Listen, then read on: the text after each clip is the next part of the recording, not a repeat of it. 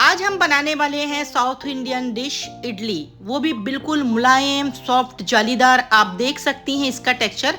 अक्सर आपने देखा होगा कि जब हम इडली बनाते हैं तो वो 1-2 घंटा बड़ी सॉफ्ट होती है, उसके बाद वो हार्ड हो जाती है। लेकिन आप अगर मेरे बताए हुए तरीके से और मेरे रेशो से बनाएंगे तो आपकी इडली सुबह की बनी हुई शाम तक बिल्कुल सॉफ्ट मुलायम रुई जैसी होगी। तो वीडियो को स्किप मत कीजिए। अस्सलाम वालेकुम, मैं हूं शबाना, आप देख रहे हैं कुक विद शबाना 784। यहाँ पे हमने ले लिया है 1 कप इडली राइस। ये इजीली आपको दुकान में मिल जाता है और ये उबले हुए चावल होते हैं, थोड़े से मोटे दाने के होते हैं। साथ में इसमें हमने ले लिए है 2 कप जो हम रेगुलर घर में बनाते हैं वो चावल, और अगर आप चाहें तो यहाँ पे सोना मसूरी चावल का भी इस्तेमाल कर सकती हैं। 1 कप हम लेंगे उड़द दाल, ये आधी वाली दाल है टूटी हुई, और अगर आपको मार्केट में अक्खी मिल जाए तो आप उसका भी इस्तेमाल कर सकती हैं। अब इसे हमें सोक करने रखना है। तो सबसे पहले हमें दाल और चावल पे बहुत सारी डस्ट होती है, गंदगी होती है और केमिकल होता है, तो हमें उसे हटाना है। तो इसे हम हल्के हाथों से मसलते हुए धोएंगे। आप देख सकते हैं कि चावल का पानी कितना कलर चेंज कर दिया है। तो इसे हमें 2 से 3 पानी से खूब अच्छे से धोना है ताकि इसकी सारी डस्ट वगैरह निकल जाए। तो चलिए इसे 2 से 3 पानी से धो लेते हैं। अब इसके पानी को हमें फेंकना है और जो दूसरा पानी हम इसमें डालेंगे उसे हमें इस्तेमाल करना है। तो यहाँ पे देखिए हम इसे तकरीबन 4 से 6 घंटे, 6 घंटे आप लाजमी रखें, 6 घंटे तक हम इसे भीगने रख देंगे। ठीक है, 6 घंटे हो चुके हैं। आप यहाँ पे देख सकते हैं कि दाल और चावल बहुत अच्छे से भीग चुका है। अब हमें इसे पीसना है। आप अगर चाहें तो ओवरनाइट भी रख सकती हैं, पर हम ओवरनाइट दाल को सोक करने रखें फिर उसे पीसे तो फर्मेंटेशन का टाइम बहुत ज़्यादा हो जाता है। तो आप सिर्फ 6 घंटे तक के भिगाइए, जो हमारी सेहत के लिए भी बहुत बेहतर है। अब हमें क्या करना है, अब हम एक जार में दाल चावल डालेंगे और दाल में जो हम पानी डालेंगे पीसने के लिए वो हमें इसी पानी का इस्तेमाल करना है। इससे हमारी इडली बहुत सॉफ्ट और स्पॉन्जी बनती है और फर्मेंटेशन इससे जल्दी होती है। तो ठीक है, अब इसे हम बिल्कुल बारीक स्मूथ सा पेस्ट बना लेंगे। देखिए हमने पीस लिया है। अब इसे आप देखिए ये थोड़ा सा हमें दानेदार दिखाई दे रहा है, तो इसे हमें और ग्राइंड करना है। हमें बिल्कुल स्मूथ पेस्ट चाहिए। तो अब हम इसमें ऐड करेंगे 1 कप पोहा, जिसे हमने धुल करके इसी वक्त इसमें डाल दिया है। पोहे को हमें चावल और दाल के साथ बिल्कुल भी नहीं भिगाना है, इस पॉइंट पे आप डालिए। अब आप बैटर देख सकती हैं कितना स्मूथ बिल्कुल फाइन सा हमने पीस लिया है, और सारे बैटर को हम इसी तरह पीसेंगे। और देखिए पानी का इस्तेमाल भी आप कम से कम करिए, आपको ये बैटर पतला नहीं बनाना है। जितना कम पानी का आप इस्तेमाल करेंगी आपकी फर्मेंटेशन उतनी अच्छी होगी, आपकी इडली उतनी सॉफ्ट और मुलायम बिल्कुल मुंह में घुल जाने वाली बनेगी, और काफ़ी देर तक के ये इडली बिल्कुल सॉफ्ट रहती है। आप अगर चैनल पे नए हैं तो चैनल को ज़रूर सब्सक्राइब करिए और बेल आइकन को ज़रूर दबाइए ताकि हर आने वाली वीडियो का नोटिफिकेशन आप तक जल्द से जल्द पहुंचे। और अगर आपको मेरी रेसिपी अच्छी लगती है तो इसे लाइक करिए, शेयर करिए, कमेंट ज़रूर करिए, क्योंकि आपके कमेंट पढ़ना हमें बहुत अच्छा लगता है। आप एक मर्तबा मेरे बताए हुए तरीके से इडली बना करके देखिए, आपको बिल्कुल बड़े बड़े रेस्टोरेंट में खाने वाली इडली का फील आएगा। ये इतनी सॉफ्ट और इतनी मुलायम बनती है। अब हम इस बैटर की मिक्सिंग करेंगे, यानी कि हमें इसे फेंटना है और इसे तकरीबन हमें 5 से 6 मिनट तक के फेंटना है। आप चाहें तो यहाँ पे हाथ साफ करके धुल करके अपने हाथों से भी फेंट सकती हैं।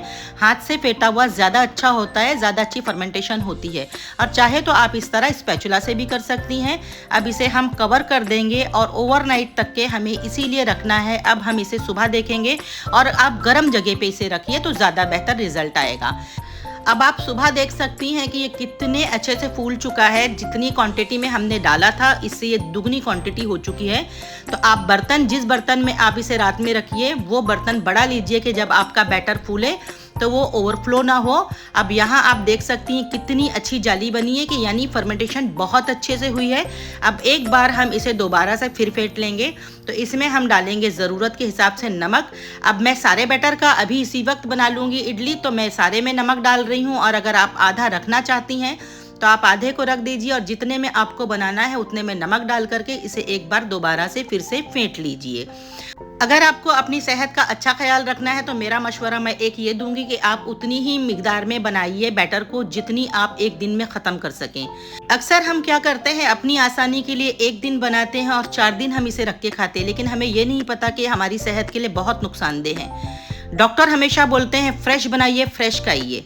तो आप भी, मैं ये मशवरा दूंगी कि आप ताज़ा बनाइए और ताज़ा खाइए। और अगर आप चाहें तो फिर इसका है ना पाउडर भी बना करके रख सकती, इंस्टेंट वाला।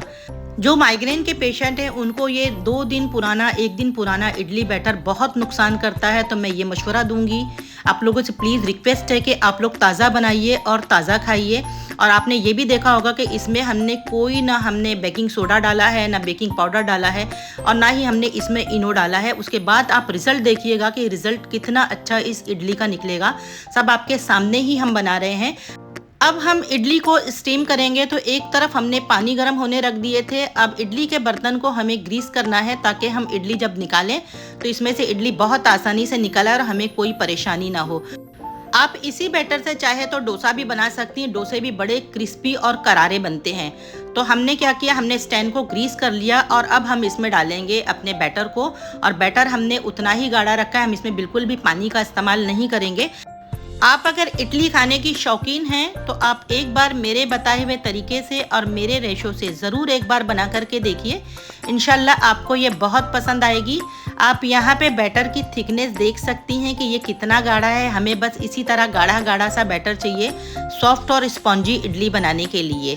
और हमें इसे फिल कितना करना है, जितनी इसके अंदर गैप बना हुआ है पूरा इसके मुंह तक के हमें फिल करना है। इसे खाली भी नहीं करना है और बहुत ज़्यादा हमें ओवर भी नहीं भरना है। अब आप अगर चाहें तो इस पे इसी नाप की कपड़े की कटिंग भी करके रख सकती हैं, जिससे हम जब इडली को स्टीम दें तो बहुत आसानी से आराम से निकल जाए। बैटर को डालने के बाद हमें हल्के हल्के से इसे ज़मीन पे रख के टैप करना है कि वो अच्छे से इडली जो है ना वो सेट हो जाए।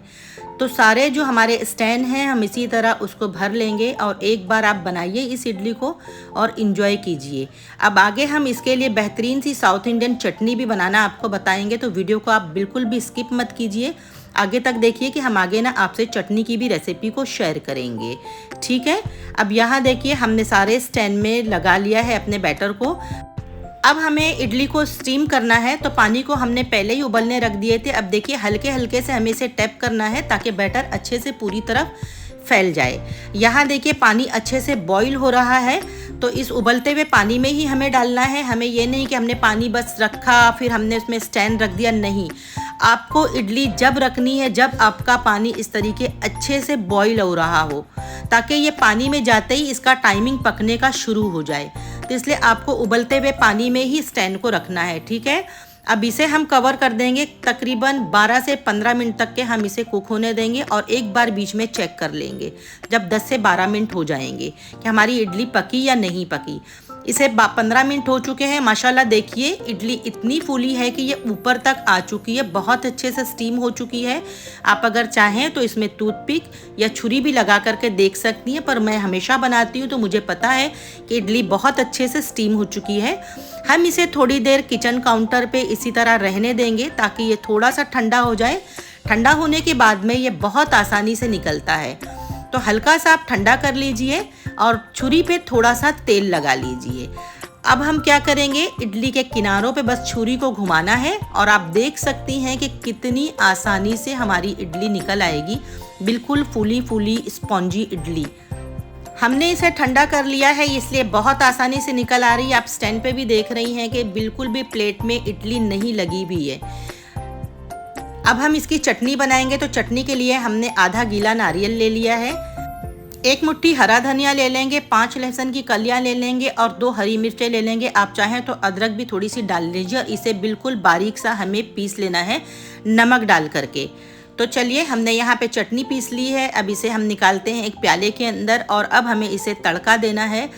जार में जितनी भी चटनी लगी हुई है वो भी हम थोड़ा सा पानी डाल करके निकाल लेंगे और चटनी को थोड़ा सा रनी कर देंगे, यानी कि थोड़ा सा हम इसे पतला कर देंगे। आप देख सकती हैं यहाँ पे।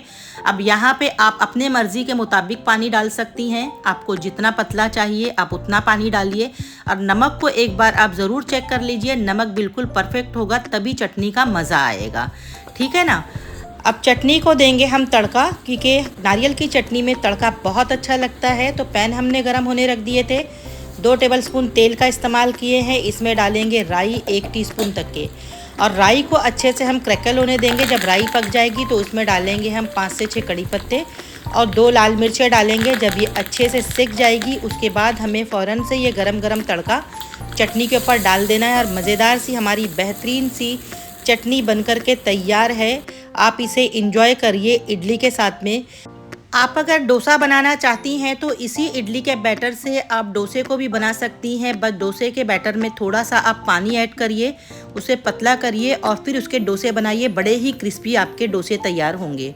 एक ही बैटर से आप दोनों चीज़ें आसानी से बना सकती हैं। ये इडली बिल्कुल स्पंज की तरह नरम और मुलायम बनती है। आप भी देख सकती हैं तोड़ने पे कितनी लचक है इस इडली में। और इसकी ख़ास बात ये है कि आप इसे सुबह बना के अगर शाम में खाएंगी तब भी ये इतनी ही सॉफ्ट होगी और इतनी ही मुलायम होगी, बिल्कुल भी हार्ड नहीं होती है। तो आप एक मर्तबा मेरे बताए हुए तरीके से, मेरे रेशो से इस इडली को ज़रूर ट्राई करिए और इन्जॉय करिए। आप अगर चाहें तो इडली को फ्राई करके भी खा सकती हैं। इडली फ्राई करने के बाद में और भी मज़ेदार लगती है।